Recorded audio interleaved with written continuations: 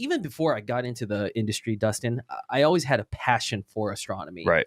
It started way back when I was a junior in high school. It was my high school teacher. He was teaching at a local community college at the time. Right.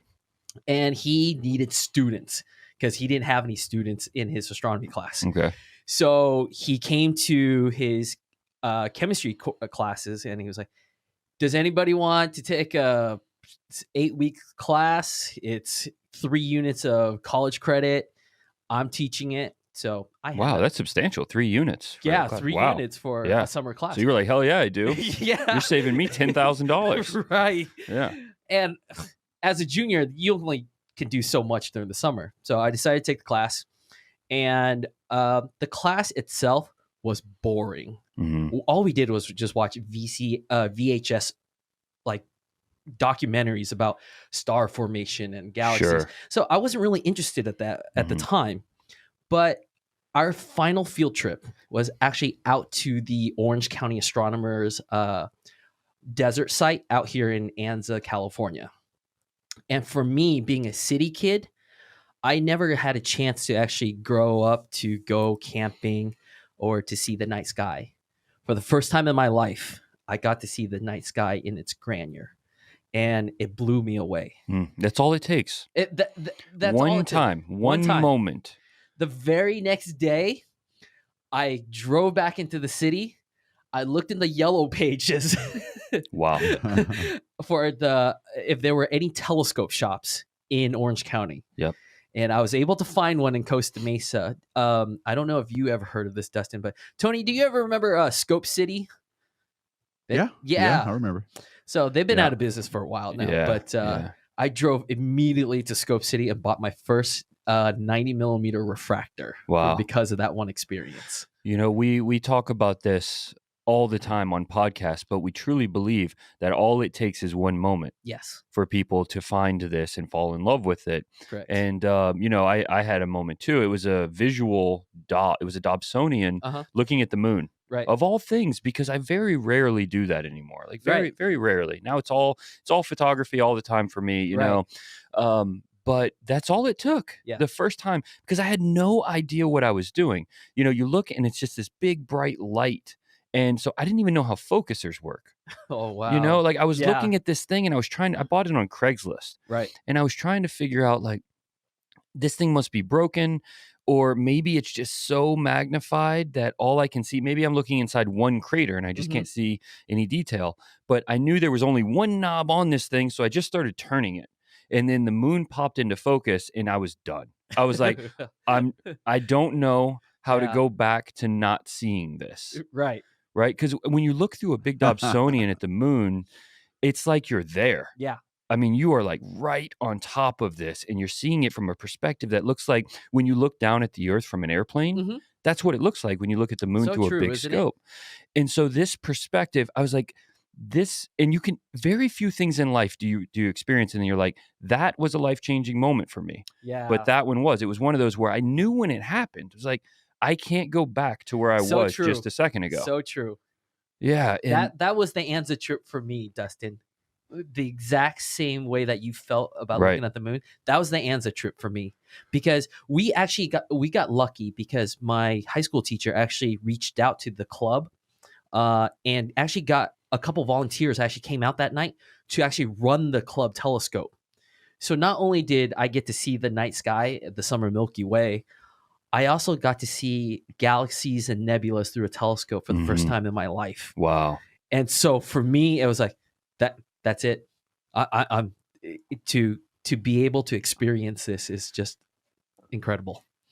I'm hearing a lot of eyepiece action going on over there. I'm sorry. I'm not hearing about a lot of images and processing. And it's the gateway drug, Tony. Yeah. The eyepiece. The eyepice is the gateway drug. Right. It really is. And so is the moon. Yes. You think that the moon is the gateway drug, honestly, for like everyone. That's such a bad way to say it. We shouldn't even joke about that. That's so terrible. But I mean, I guess astronomy does become a little bit of an addiction. You know, I mean, it's like, if it's clear outside, I'm imaging. Yes. literally every single night. And I have Right. been now for 4.5 years. Wow. You know, my website is called everyclearnight.com for a reason. And it's just one of those things that like it gets in your blood. Yeah. Man, and you're so happy that it's there. I agree. Because it's like it's a perspective you cannot get anywhere else. And honestly, isn't it amazing that something as simple as the moon, we take the moon for granted, right? Right. It's always there. Yeah. But once you show somebody through a telescope, whether it doesn't matter what size it is, Yeah. and for them to see the craters for the first time and to hear the wows, Yep. and it's like, Yeah. for us, being either in the industry or in this hobby for a while, we just kind of look at the moon and we just go, yeah, it's the moon.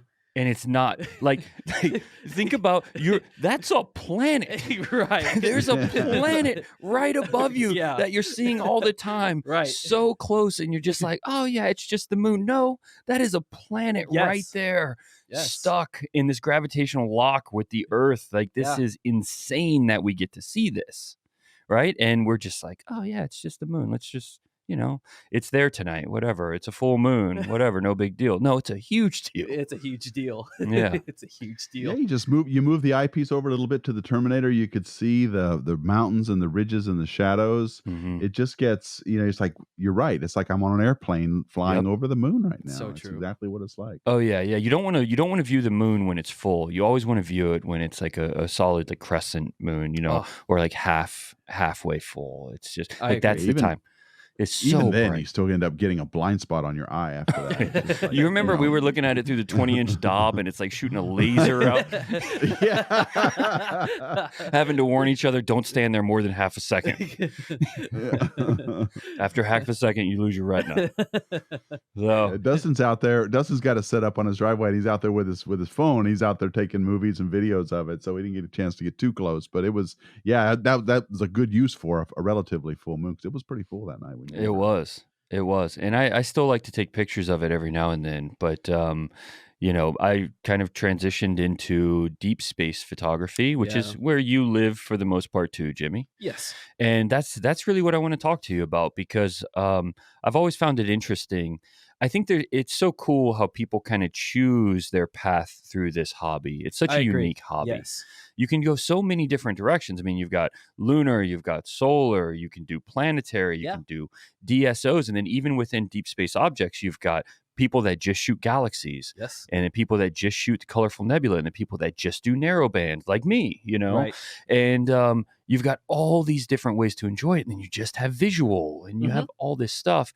But yours was always really unique for me. And something I appreciated was you had access from the day I met you to a lot of the best equipment out there. And you never used that stuff. You never wanted to. You always used these tiny systems that could fit on, like like in a backpack almost. Like these tiny little refractors and these tiny mounts and everything that was just super portable, and even color cameras. You never even went the monochrome route back then. No, Why was that? I think for me personally, as I was evolving through the hobby of astronomy, and as I started to tip my toes into astrophotography, Right. I started to realize the work that some of these guys were doing, like some of the original guys who adopted to CCD cameras originally, how much work that they had to put into it. And I had always thought that if I have to put that much work into it, then it might not become a hobby for me anymore. Sure. I was looking for simplicity because for me, that was enjoyment. Everyone defines enjoyment in a different way. And we were kind of talking about that a little bit earlier, right? About over lunch, about how you can go down different roads. Some people might find the complexity of shooting through a big, 15-inch plane wave enjoyment. Sure. Or for me, it was more about capturing the night sky wonder and then processing it so then I could share it with my loved ones and my friends. So for me, it was always about how can I simplify this where I can just enjoy it as a hobby. Right. Because I have many of friends who have these complex systems, and they're always struggling with it, whether they're adding another cable, or adding another scope, or adding another adapter. I wanted to remove all those variables because for me, it was about enjoying the night sky. Right. And so as cameras started to evolve, I actually started with the original Canon Rebel DSLR. Oh, man. Yeah. That was actually my very first camera. Okay. Yeah. Because I saw that, hey, I don't need a computer. Yep. When all these guys, they were running like deep marine cycle batteries out in the middle of the desert. Yeah. And it simplified the process for me. Push the button, see the image. It was that simple. Yeah. I mean, there's a little bit more to it, of course, with tracking, but for the most part, it's a great way to get somebody started in imaging, because imaging is already a steep learning curve to begin with, as we know, Dustin. Yeah. So why not try to simplify it for the people, right? Mm-hmm. Because if you make it simple and enjoyable, that's how you hook somebody for life. Right. And let them evolve at their pace. So for me, even though I had access to all this, my enjoyment were the simple system. So even to this day, my main scope is a 70 millimeter refractor, and I take wide field images with it. So that's like roughly a 3-inch telescope. 3-inch telescope. 3-inch telescope that this barely like the size of a can of tennis balls. Yes. Right, is what Yes. you're carrying out into the field. Yes. And your images, and granted, you've been doing this for 15 years roughly, but your images look like they were shot from a professional system. Oh, I appreciate that. Thank you. Yeah, they do, and it's with color camera, which is very, very challenging. And so, what happens with a color camera is you get everything becomes mixed in with your signal. So your signal to noise is very hard to manage. Like with what I do, I have filters that are cutting out everything except for exactly what I want to come in. But with a color camera, like you're talking about a Canon, it's going to pick up the street lamps. It's going to pick up the car driving by. It's going to pick up somebody turning on their phone too close to your system. It's going to pick up all of that, and it's all getting mixed in with your image. And so you have to afterwards go through and figure out, how do I pull out the data that's behind all of this noise? And you mastered it. You figured out a way to find the Horsehead Nebula behind the highway stream of cars driving by and everything. It's amazing to be able to get, because I've seen people do it before, but they lose the color. Yeah.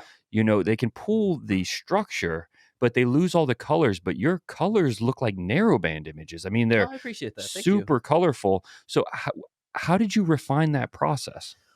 So for me, the way that I process, I mainly use Photoshop. Okay. That's my, I know that there are other software out there right now that people have kind of turned to. So you stack in Photoshop and everything? No, I use a program called Deep Sky Stacker. Okay, sure, yeah. It's a free shareware. Right. It's free. So I try to do it on a budget because, everyone has different budgets. Sure. So some of these softwares can be very expensive. Oh, yeah. So whenever there's a shareware out there, I try to learn it because, and a lot of these sharewares surprisingly are really good. They are. They're phenomenal. It's easy to get people involved when you don't have to tell them, hey, here's another $1,000 hurdle. Exactly. Yeah. Exactly. So that's the program I use for stacking. All my processing is done in Photoshop. Okay. So it's a lot of basic curves, levels, but then there are some techniques that I use that I learned from a well-known astrophotographer, Adam Block. Yeah, he is phenomenal. Yeah, he actually put out a great series of photo processing with Photoshop. So I learned a lot of my processes and my techniques from him. And so but then I kind of did a little twist to it too, because the beautiful thing about astrophotography, in my opinion, is it's part science, but it's also part art. Right. So everyone has a different perspective of how they see a certain nebula, which I find fascinating. Yeah. Because there's no right or wrong answer per se. in the hobby level. Mm-hmm. When you get to the scientific level, then there can be an argument, right? That's the realm that Tony lives in, is the scientific okay. side, and that's why I'm really interested to see how you end up processing your images, Tony. If they are going to be very different than those of us that don't have any obligation to hold true to the science. You're right. Yeah, that'll be interesting. Well, I just wanted to echo some of the thoughts that Jimmy just made, because I really feel what you were just saying there about simplicity. One of the reasons I don't image so much now is that when I first got into it, this was the 80s. It was we had clock drives and drive correctors wow. and hyper 2415 film, and things like focusing and connecting all this stuff up, making sure your film is in place. And then you spend hours and hours and hours maybe getting one exposure, Right. and then taking all of that and developing it. By the time you're done, I maybe have seen a couple. The only observing I saw was what I saw the guide star and the illuminated reticle in the off-axis guider. That was the observing I did, and it was a lot of work to set that up. So then fast forward to going into college, where I built a cookbook camera CCD. And Did you I built that really? as my Wow. I built that as my physics my lab project That's for my junior impressive. physics year. And I took that out. It was water cooled. I had a little bucket of water, and I had an aquarium pump that was pumping water through this thing. I'm not lying. I was able to get some pretty decent pictures of Mars and the Orion Nebula, stuff like that. Yeah. But that was a lot of work. Then I got a job as a professional working with professional cameras, and nothing was ever simple. Yeah. Everything was hard. We had to design cameras from scratch. I was writing software from scratch, writing processing from scratch. And so I really appreciate, I mean, more than I can say, just going outside and setting up not even aligning it, just setting it up on a tripod. Maybe it's level. Who gives a shit? Yeah. And then you look through the eyepiece at the Ring Nebula or the Right. Andromeda Galaxy. Man, that turns my crank. So that's why I think I do what I do the way I do it. Now, after meeting Dustin, I'm getting the opportunity to expand that into today's imaging environment, where I must say it does seem about as simple as it's ever going to get. Mm-hmm. You turn on the computer or you turn on the telescope, it figures out where it is. All you've got to do is make sure it's level, and then it will look at the sky. Oh yeah, here's where I'm at. Okay, what do you want to image today? And some telescopes will play me a little song. It'll give me a tour. Oh, it'll man. and all the while. And so imaging has come a long way. But I just want to echo that simplicity. Have you two seen this new? I mean, to what you're speaking on right now. I mean, this thing was released November 1st, right? Mm-hmm. Today, in the United States. But have you seen the new VAONIS telescope? It's called the STELLINA. No, I haven't. I have one. Yeah. They sent me one. I just got it in the mail yesterday. Yeah. So I'm about to turn it on. Isn't it the coolest thing in the world? I mean, yeah. So yeah, we send them to our affiliates, right? Right. But this telescope, when they first told me about it, I was like, "There's no way. There's no way." So it looks like, I mean, God, it's hard to describe, but it's about maybe 2 feet wide by like 2 feet, 2.5 maybe tall. Right. It's like my wife says it looks like a router. Yeah, it looks like a really big it does. Router. It looks like a big router or something like that. Really? But it's a beautiful design. Yeah. It's a beautiful design. But it comes on a tripod that's like 6 inches tall. It's tiny. Uh-huh. You can literally pick up the whole thing, tripod and everything. 0 cables, only 1 button on the entire thing. It's Wi-Fi. Wow. So you can share it to like 20 devices, but you push that button, it turns it on, it creates its own Wi-Fi network. You connect to it with your phone or your iPad or whatever. It literally does everything for you. So it turns itself on, it auto aligns, so it points at the sky, starts taking pictures so that it knows what it's pointed at. It plate solves itself, and then it focuses itself. And then it tells you it's ready to start imaging. And the app says, here's everything in the night sky tonight.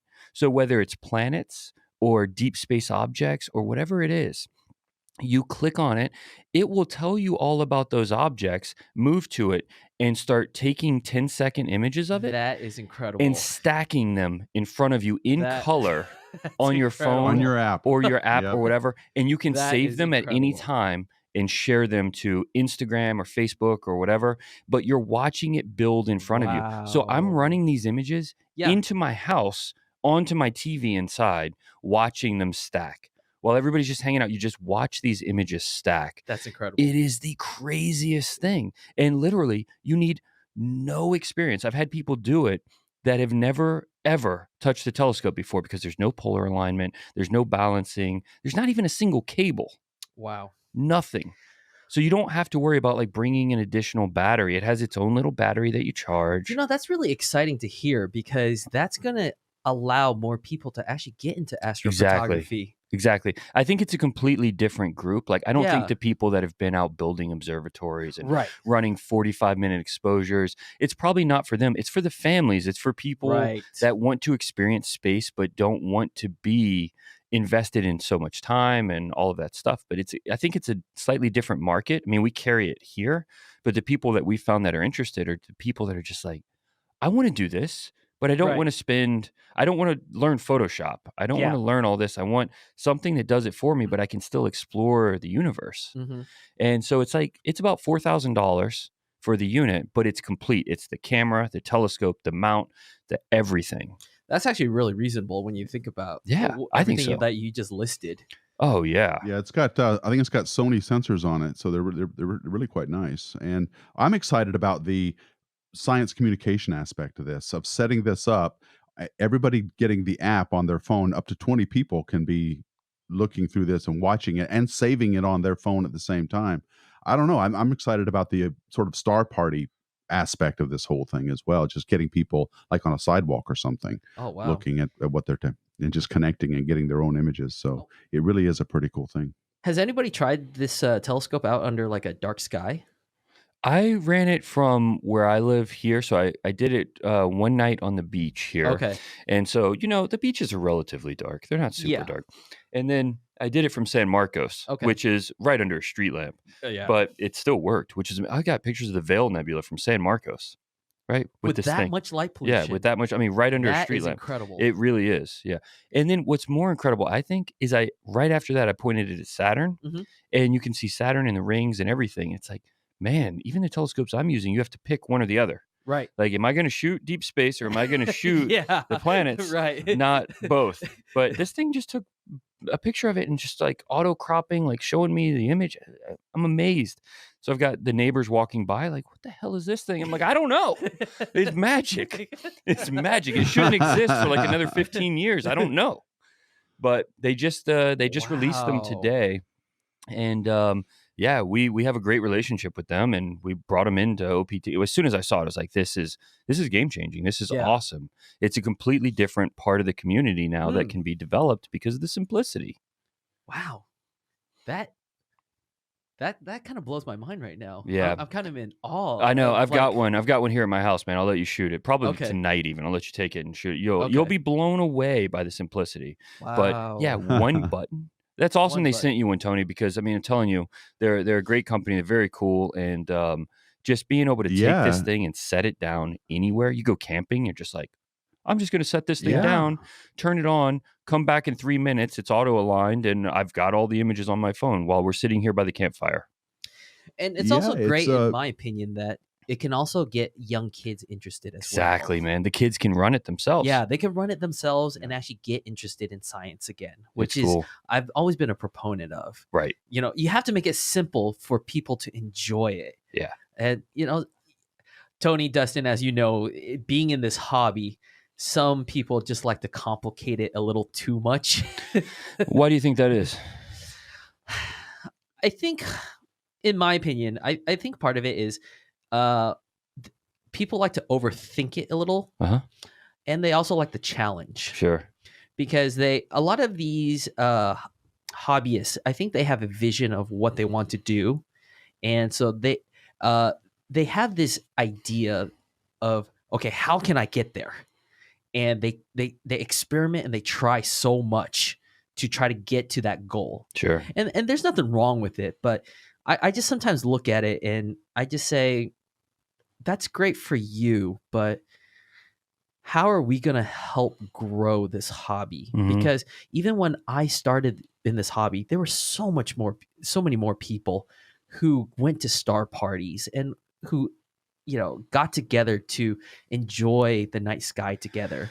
And now it has diminished over the years, in my opinion. Well, I think two things are going to happen. One, it's going to be more simplified with these types of systems coming out, and I not hope just these so. systems, but look at Yeah. ZWO and QHY and a lot. Yeah, I mean, and I that's could true. go on and on and on with Yeah. the brands that have just taken this thing and really made it affordable, Mhm. easy to use. And so even on the professional side, it's getting more simplified. Really? Yeah. And so look at how simple you use ZWO cameras, right? I actually use QHY. QHY, yeah. Yeah. Okay, and so, yeah, I mean, look at it's plug and play with a Yeah. lot of those cameras. I mean, you're taking the photos and the cameras are so good. The quantum Yeah. efficiency now that you're seeing on these things is way above 70%. And, for us CCD guys, we were stoked to get 50%. Right? Like, Yeah. I'm like, I remember those. Yes. Yes. Even the ones I have in my observatories now, I'm like, man, I got 60% QE. Yes. But now some of these they're boasting, oh yeah, it's in the 90s, You're right. 95%. It's like, what does that even mean? I don't understand. I remember back in the days. Tony? I don't know if you remember this, but the S-Big ST10 XME. That thing was a Dude. game changer back then. I mean, anybody who had that, you were like, whoa. You were the shit. Yeah. You really show up with were. that and everybody's like, oh. Yeah, all the Whoa. S-Big cameras. Because I think at the time it had, what was the quantum efficiency at that time? It was like -6. yeah, I think you had to put photons in it. You had to fake it, man. Everyone thought you were the coolest kid on the block. You're like, oh, this guy's serious. Yeah. This guy's so serious. It's got like a pull start, like a lawnmower. Yeah. I actually had a couple friends. A crank. Oh, I was so envious of some Crank of coming out the front of it like the old cars. Oh man, I remember. Stand back. I'm going to image. Oh man. Oh, this is bringing back some great memories. Yeah. Yeah, that thing was a brick, but you know what? It was. Yeah, tractor battery to run it. Yeah. At the time though, I mean, it changed a lot of things. I mean, it made possible what wasn't before. So true. And So that's what's true. happening now. I think what's happening now though is that you're seeing those gigantic leaps forward Mhm. just all the time. Yeah. Like the evolution is just happening a lot faster now. As technology gets better and better and better, Right. you're seeing companies like VAONIS that can put this stuff out that 5 years ago would have been impossible. But now it's not only not impossible, it's affordable, Mhm. right? And they can mass produce it. And all of those things together, I think what we'll see is the evolution of the star party. I think star parties will become two things. One, there will be a lot more digital connection. Yeah. We're seeing virtual star parties that we do. Hundreds of thousands of people a year can connect around that. Wow. Hundreds of thousands of people That's amazing. can connect and just, we're there, we're giving tours of the universe around them. They can log in, see all this stuff, and they have an astrophysicist to explain to them what it is they're seeing. And I think that is very, very powerful. I agree with you because I remember when I was taking that class, we actually, Mount Wilson at the time had a program called Telescope in Education, TIE. Okay. And it was very similar to what you were describing, Dustin. We got to connect to a Mount Wilson telescope. Right. And we actually got to control the telescope and actually image through the telescope. Remotely. So I was down at my high school in Huntington Beach, and there was an operator on the line, just sitting there, making sure the system was working properly. And then we got to control the scope and just pick different galaxies and nebulas throughout the night. And it would just image and download right onto our computer. And for us, it was the most amazing thing ever. And that was just another step in connecting me to this hobby. And I was saying, this is cool. this is actually really, really cool. Yeah. So I remember. So I hope it gets to that point where a child somewhere halfway around the world can connect to a telescope and just image the night sky. I think you have a lot of people committed to that idea. I can tell you that. I mean, you know me. You've known me a long time, and Ginny, and OPT is 100% committed in that direction. But I can tell you, Tony, even with Deep Astronomy, same thing. And it's half of what we spend our time talking about. Tony, is just how do we make this accessible? How do we make the universe accessible for people in a meaningful way? Because it's like you said, you almost went the opposite way. You took a class that had an opportunity to get you interested, and they spent the entire semester making you hate it and be bored. And then it's only at the very end that you got hooked. But if it had been cloudy that night, you wouldn't be in this. No. You know, think about that. They had a whole semester to catch you and to bring you into something that could be life-changing for you. And instead, it took probably the afterthought for them that brought you in. I think that people rethinking this and building it around community and experience instead of just textbook, I think that's what's going to change everything. And that's what we're trying very, very hard to do. But happy to hear that. I think that these scopes like the STELLINA, though, are going to force an evolution of the star party, because now everyone can connect through social media and these things, which is, I mean, that's the manifest destiny of this industry, right? That is the westward expansion. But I think that what it will also do is you'll have so many people doing that sort of thing that it will be the new reason to connect and for people to meet up and bring their scopes and to have star parties. I just think star parties are going to look different, but having people meet at the park with all of these scopes, I bet you get large communities in cities across the entire globe doing that sort of thing, because now it's easy. Now you don't have to worry about packing out your 200-pound system and, bring in your car really battery and all that stuff. You're just like, I'll drive out there for 30 minutes. My setup time's only 2 minutes. I'll set it down and I can come enjoy it, meet up with some friends, hang out, and then I'll leave when I want to. Socialize. It's not the whole idea of a star party weekend commitment. And I really do think, and this idea of connecting multiple users to the same telescope like STELLINA lets you do. You get their app and you can see what it's doing at any given time. You'll be able to do that with other telescopes at the star party as well, and all of the participants can then share that on social media. So I think I guess in one way you're right, it's an evolution of the star party. It's a little bit sad that the analog part of it, this gathering of people, is probably going to be less. But it comes on the other side of that with the growth of the virtual presence, right? We can share these things from all over the world, and that I suppose is a pretty good trade-off. I think so. I think that it is hard to accept the reality that our world is moving more and more in a digital direction. Most meetings now, you meet people more, like even you and Tony right now, you've met, but you haven't met in person. Right. And probably the majority of people we meet anymore in life are less and less in person. And it seems to be moving that direction. Yeah, I agree. I mean, you see it across industries. Like even in the taxation and accounting industry right now, which I'm a part of, you see more and more people just doing business either by video conferencing or by telephone or by email. And that's it. Well, it's just for practicality reasons with business, it's like, well, we can fly you to, I do that all the time because, a lot of the people I deal with, manufacturers, the vendors, those things, they're around the world. So it's not practical for me to be on a plane every day to go to Italy, then Ireland. Then, I'd be in a new country every single day. And it's not practical. So instead, we just set up one video conferencing room. They have the same. And then I can be in Ireland and Italy and France and everything every day without having to spend my entire life on an airplane. Which I hate. I hate being on airplanes, man. I hate it. I do too. I do too. But this isn't really a necessarily a bad thing, this digital connection that we have, because I can tell you that while it is great to be in the physical presence of a bunch of amateur astronomers, in a field with their telescopes, I have made in the course of my business with the interactions that I've had, almost all of them virtual, I've made some really, really good friends, not just out in California, but I've got friends in Europe, Australia, Right. and Yeah. just, everywhere. That's a great and point. I feel like that That's is a great point. valuable part of my life. Yeah. And I would never give that up. And I couldn't have had it any other way. So I don't know. It's just different. It's not necessarily Agreed.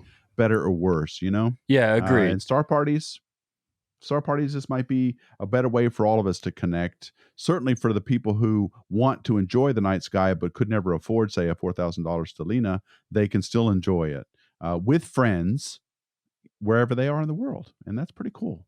I think it's going to put the party back in Star Party too, I because hope so. Star parties have gotten a little bit dusty. Yeah. Yeah. You go to some Yeah. of them and it's like people sitting there in a group waiting to yell at you for your car lights or your cell phone. And it's like, man, Yeah. this is a party?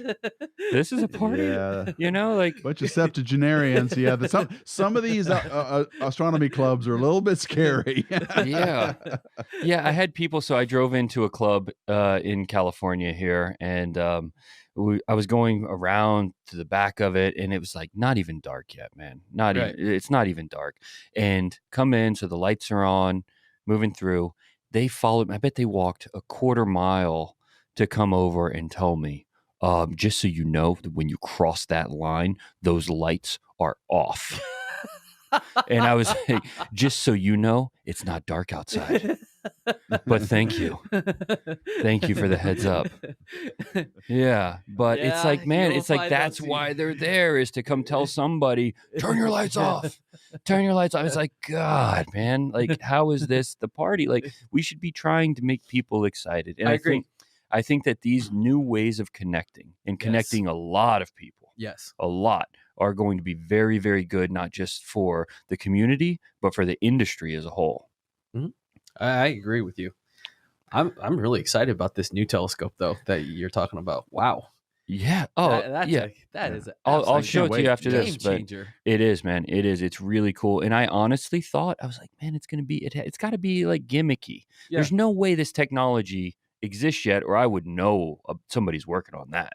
Yeah, because there's been efforts in the past before. Exactly. And it never works, man. It never works. Yeah. Like, I know Meade had a version of what you're talking about.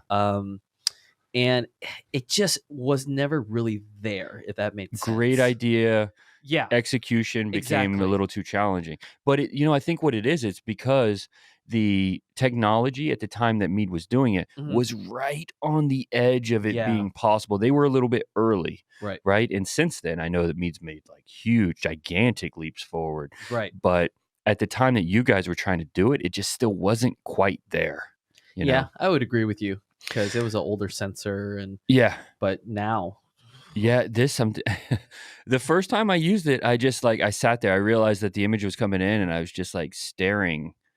And it's just like this just it's another one of those moments. It's like, wow, this is the future. You didn't have to do anything. That's the mind-blowing part for me. Yeah. Per se. Yeah, exactly. There's one button, man. Literally, there is one button on the entire unit. Power. That's it. That's not a single cable. Like I think like my process is pretty simplified, and I still go out to the desert. I collect the photons, I save the images, go back home, stack the images, then open it in Photoshop, and then I'd begin my processing. And that's what's crazy, is it's doing all of those steps. Like, it's even stacking the images live. So it even takes out the Photoshop part of it. Wow. It does that. Wow. So you're just using your phone to say like, hey, make the colors pop a little more or whatever. Like, then it's just seasoned to taste. That's it. But also what you can do, though, it even has advanced features where you've got 2 USB slots in there. You stick a thumb drive in there, and it will give you can get the FITS images out. Yeah. The FITS images that it took that night. So you could take them and process them separately as well. So you get the best of everything. And with all high-tech devices and things that have connectivity, you can update them, right? It can get better and better and better as they keep releasing updates. So it's exciting, man. These are exciting times. They really are. This is, what do you call it, Tony, the golden age of astronomy? That's right. And you know where this stuff is coming from? The reason this is possible is you have professional astronomers to thank for this, because the amount of money that's been spent over the decades, the hundreds of thousands, the millions of dollars on things like detector technology and adaptive optics, focusing mechanisms, all this stuff is just trickled down. Just like what you would get from NASA having spin-off technologies from the space program, I think a lot of this ground-based stuff has really made the hobby of amateur astronomy a lot better, certainly more automated. And the quality is rivaling anything you could get on a professional observatory now. So that's where I think the source of a lot of this stuff comes from. And it just, the challenge for companies now is just how do we take these new technologies and make them scalable and affordable for most people to use. And certainly the STELLINA is an all-in-one package. I could easily imagine this whole thing being designed. If you looked at a block diagram of the design of this telescope, it wouldn't look too dissimilar to a space telescope, which has to have a lot of those same characteristics that it had. Right. So I think it's you're right. It's a golden age of astronomy because of so many reasons. But I hope the more and more technology's companies finally there. actually jump on this train. Sometimes it takes one company taking that leap Yeah. for the industry to also take that leap. Yep. Kind of like Tesla in a way, right? Sure. Yeah. Before then, no one would touch an electric car. No. And all of a sudden, Elon Musk comes out with one electric car, and now pretty much every single car maker will be releasing a version of an electric car Mm-hmm. to move the industry in that way. Will it overtake it? We don't know. But I really hope like the Meade Celestrons of the world really take notice and help the industry move towards that. Because from what I'm hearing right now, this is a game-changing telescope. Well, they're doing it. I think Celestron and Meade both have really good telescopes that certainly simplify the use aspect of a telescope. Mhm. Leveling a tripod, turning it on, the GPS figures out where it is, it polar aligns itself. They've come a long, long way, at least in that part of it. Yeah. And that's a barrier for a lot of people, at least, for beginners especially. Polar aligning scopes, or, getting it aligned up so that you know what to see. And then there's a menu of things to choose from. Right. It's not, the implementation is nowhere near what STELLINA has done, but it is, they're getting there. And I don't know, maybe this is the future, but I almost hope it isn't totally the future, because I'd hate to see the eyepieces go away. It never will, The because of visual that right aspect. there. I Yeah. think everybody shares that feeling with you that, there's still something to be said for that moment Yes. that we've all described. Yes. There's still a lot to be said for Agreed. that. And so I think it's not going to go away because people don't want it to. No. And so there Yeah. will still be advancements on that side too. I mean, they're not stopping. Look at companies like TeleView, just for instance. Mhm. When do they ever stop innovating on the visual side of things? Like never. Never. Yeah, they're just Right, right. always focused on what's the next way to make it better. What's the next way to make it better? Yeah. And there's so many companies like that. They're just one that comes to mind. And it's like because of that, because there's still this desire to push forward on that side, it's not going away. I hope Well, I not. hope so, because it's a very personal experience. You can't share this on Instagram. You can't get involved digitally with someone else across the world looking through an eyepiece. So that component it's very personal.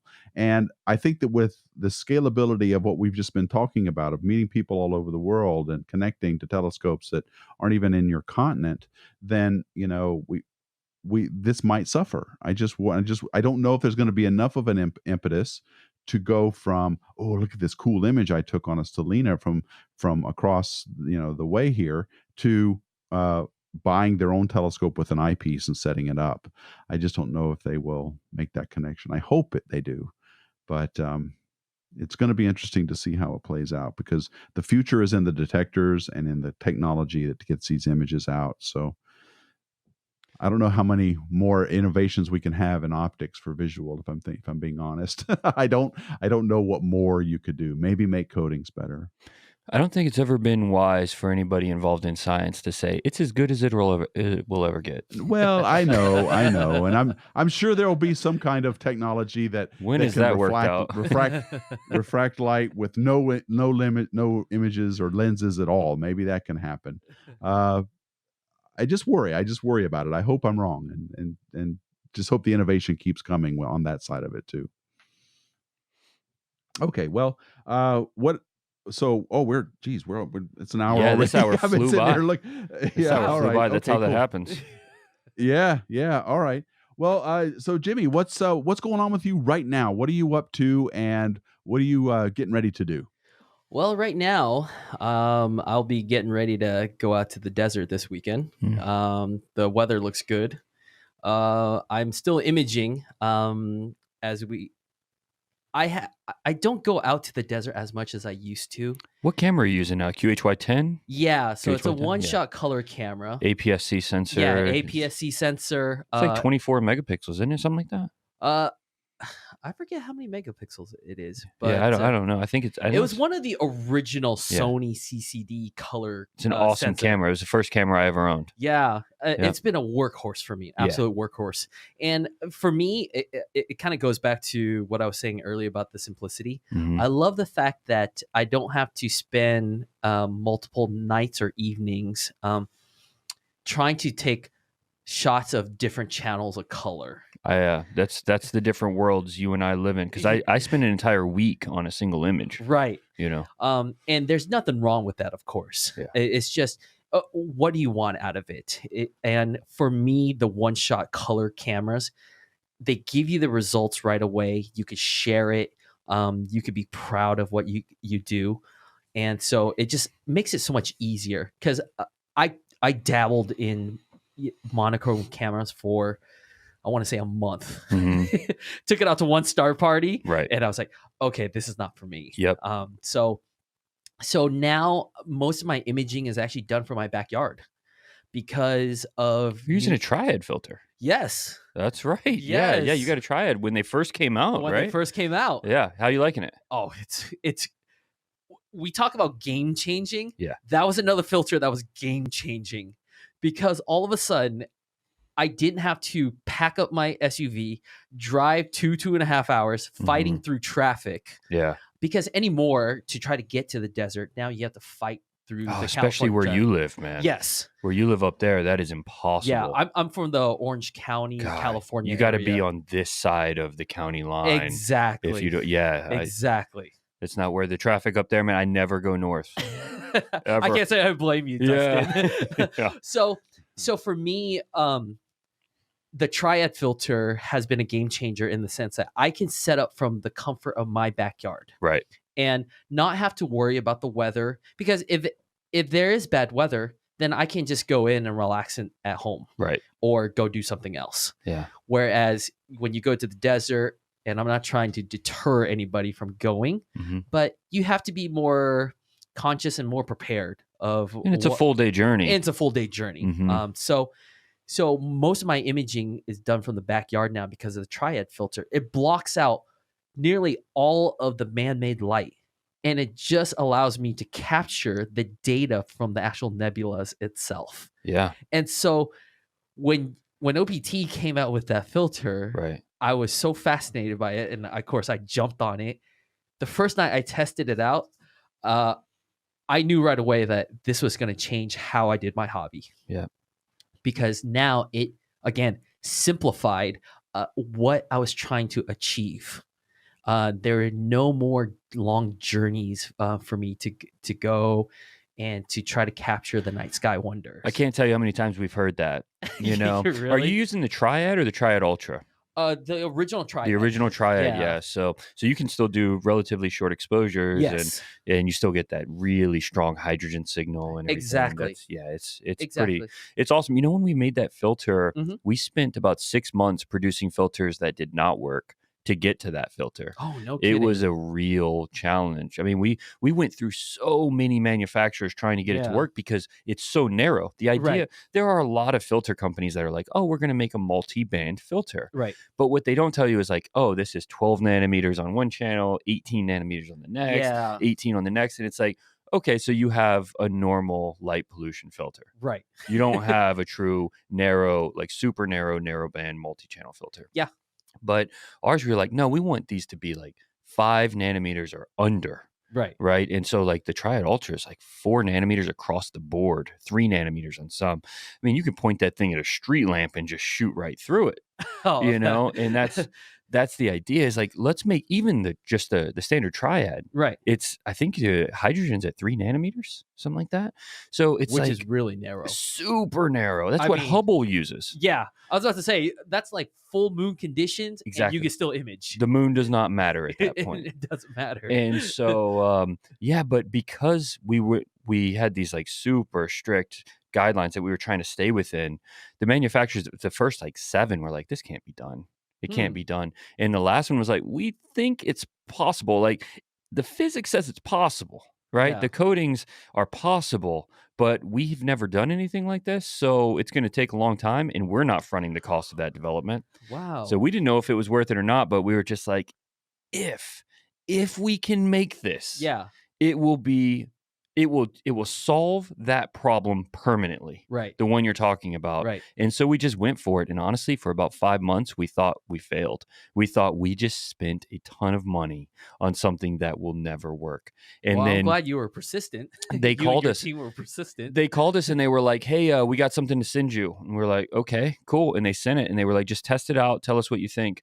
And we took our first test shots with it. And it was wide field. It was the Horsehead and Orion Nebula. Yeah. And there was so much hydrogen in the image that we had to back it down because the whole image was red.